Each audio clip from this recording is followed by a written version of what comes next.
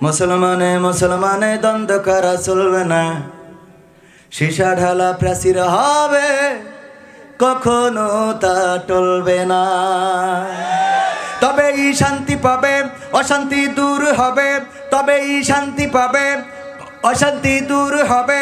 কেউ আর মুসলমানের বাজে কথা বলবে না, কথা কয় না। মুসলমানে মুসলমানে দ্বন্দ্ব করা চলবে না, সীসা ঢালা প্রাচীর হবে, কখনো তা টলবে না। কে আওয়ামী, কে বিএনপি, কে জামাত ইসলাম, এটা আমাদের নয় পরিচয়, মুসলিম মোর নাম। কে আওয়ামী, কে বিএনপি, কে জামাত ইসলাম, এটা আমাদের নয় পরিচয়, মুসলিম মোর নাম। এ কথা মানলে পরে শান্তি আসবে ঘরে, এ কথা মানলে পরে শান্তি আসবে ঘরে। কেউ আর মুসলমানের বাজে কথা বলবে না, মুসলমানে মুসলমানে দ্বন্দ্ব করা চলবে না, সীসা ঢালা প্রাচীর হবে, কখনো তা টলবে না। মাঝাবের লড়াই যদি চলে, শান্তি আসবে না রে ভাই কোনই কৌশলে।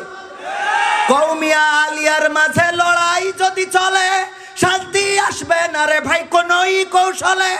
ঐক্যবদ্ধভাবে থাকলে শান্তি পাবে, ঐক্যবদ্ধভাবে থাকলে শান্তি পাবে, এছাড়া শান্তি পাবার রাস্তা কভু মিলবে না। কথা এরম আসতে কয়। মুসলমানে মুসলমানে দ্বন্দ্ব করা চলবে না, সীসা ঢালা প্রাচীর হবে, কখনো তা টলবে না। রাজি আছেন? রাজি আছেন?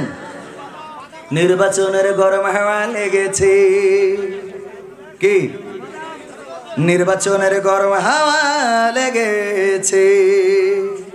শার্টকোট সব রেখে ঘরে, পাঞ্জাবি আর টুপি পরি, ভোটের তরে রাস্তায় আজ নেমেছে।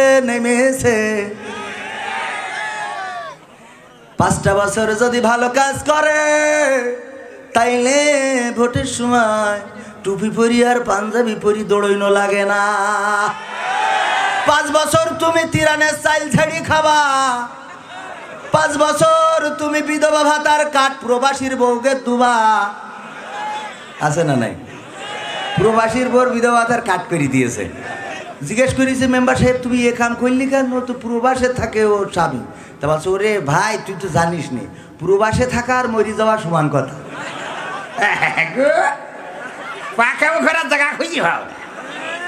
ঠিক আছে তো। হ্যাঁ, 5 বছরের ভালো কাজ করলে। আমার চেয়ারম্যান সাহেব পিছনে বসে আছে তো, বেশি ক্ষতি পাচ্ছি না।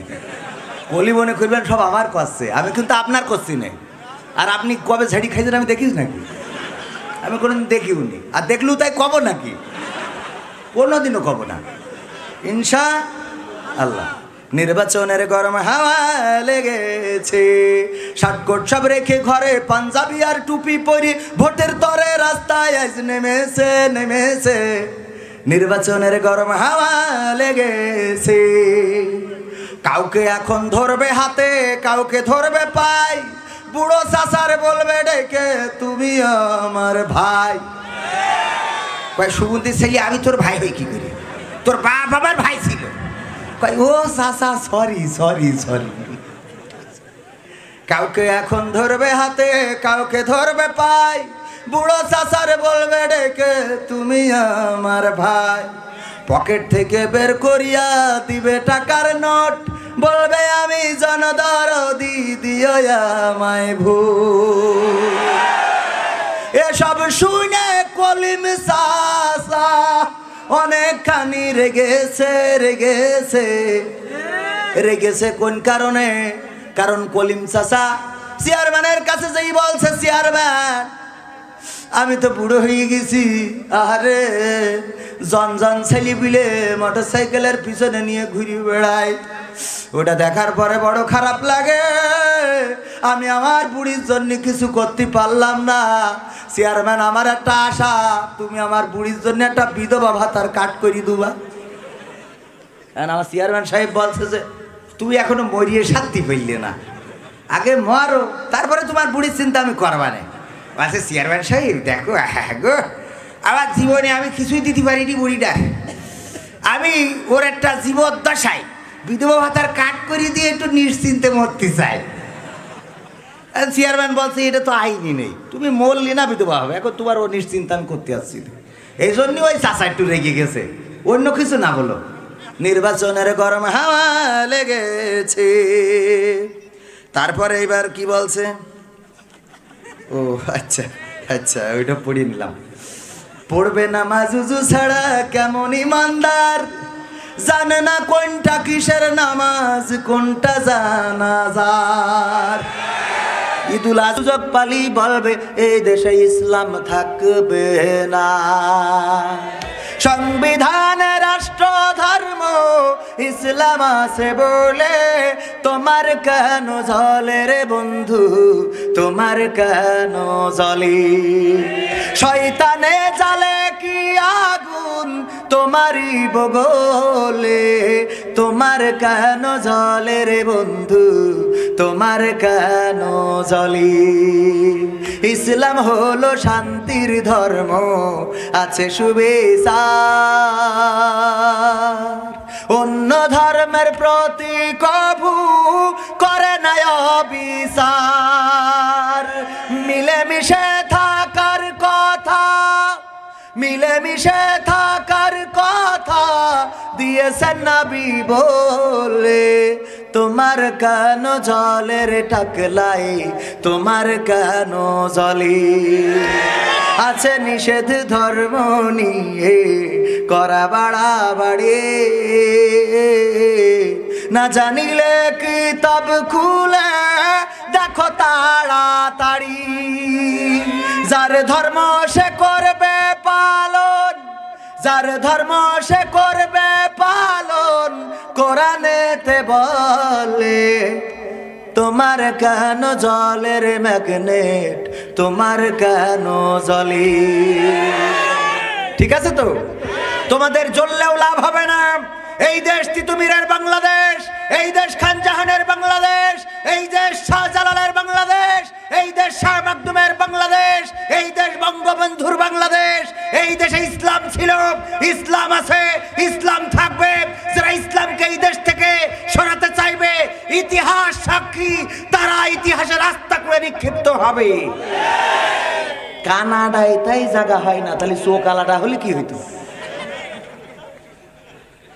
ভাই ভাই করে নিত, মানে কানাডা ও তো দেখতে পায় না। কানাডা, কানাডা তাই ঢুকতে দিনি, তাহলে চোখ আলাদা হলে তো মেরি বসতো। পাখাবো করার জায়গা খুঁজে পাও না তোমরা। এই হ্যালো,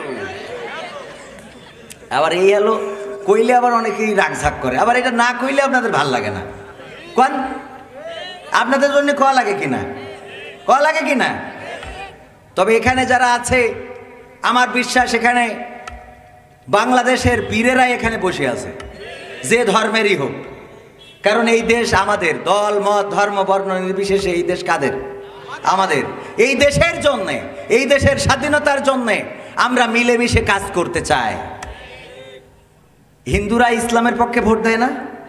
ইসলামী ব্যাংকে যেই দেখেন কে যত অ্যাকাউন্ট আছে তার মধ্যে হিন্দু মুসলমান 90%-এর দেশ না, 96%।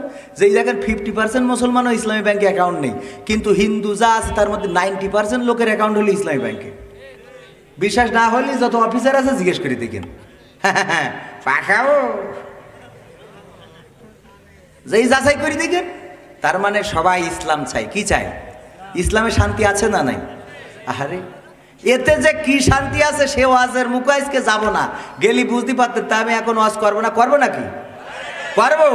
শুনবেন আপনারা, ইংরেজ আমলে, ব্রিটিশ আমলের ঘটনা। ইংরেজরা যখন ওই যে আমাদের সিরাজউদ্দৌলার ঝামেলা করে দিলে, দেওয়ার পরে দেশ ক্ষমতা নিয়ে নিলে, তখন ভারতে, তখন তো ভারত বিশাল ভারতবর্ষ, তো এখানে এক জায়গায় হিন্দু আর মুসলমান দ্বন্দ্ব বেঁধে গেল একটা জমি নিয়ে।